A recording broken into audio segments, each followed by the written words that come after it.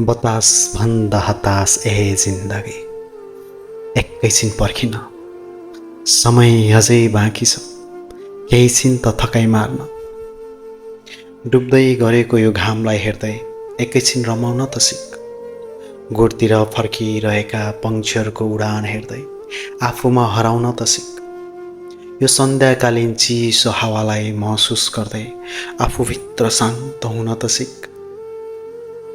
यो साँझसँगै बिस्तारै ढल्दै यो सुनौलो आकाशमा आफूलाई हराउँदै अलिकति बाँच्न त सिक। बग्दै गरेको खोलाको किनारमा केही बेर बसी खोलाको बेगसँगै आफ्नै मनका विचारहरू सुन्दै आफूलाई भेट्न त सिक। ए जिन्दगी, यति धेरै हतार नगर न, अलिकति बाँच्न पनि त सिक, अलिकति हाँस्न पनि त सिक। आफ्नै अस्तित्वको स्वाद आनन्द लिएर चाख्न पनि त सिक। यति धेरै दौडिनु किन छ र?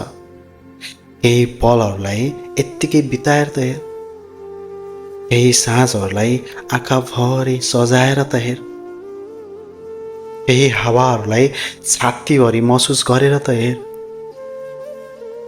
अझै कति धेरै बाटोहरू हिँड्न बाँकी छन्, अझै कति धेरै साँझहरू हेर्न बाँकी छन्, अझै कति धेरै मुस्कानहरू बाँड्न बाँकी छन्।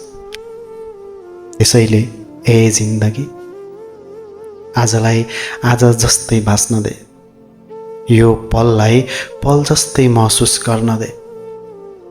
भोलि भोलि के हुन्छ त्यो भोलिलाई नै थाहा होला। तर आज एकछिन रोकिएर जिन्दगीलाई जिन्दगीकै रूपमा बाँचेर त हेर। एक पटक जिन्दगीलाई आफ्नै भएर जिएर त हेर।